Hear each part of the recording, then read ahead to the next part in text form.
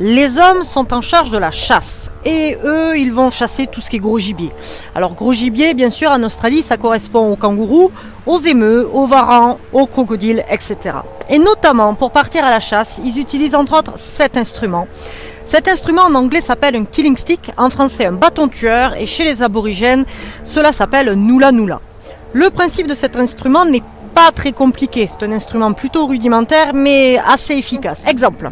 Un aborigène, un chasseur, part à la chasse, voit un animal au loin, qu'est-ce qu'il fait? Il s'équipe de son nula nula ainsi et vient le lancer très fort. De là, le nula nula tournoie sur lui-même pour venir ensuite s'agripper sur le cou de l'animal ou les pattes afin de lui briser.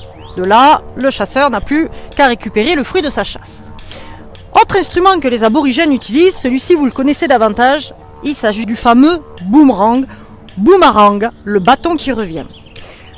L'intérêt de cet instrument n'est pas pour tuer les animaux, mais pour ramener les animaux vers le chasseur quand ces derniers sont trop loin.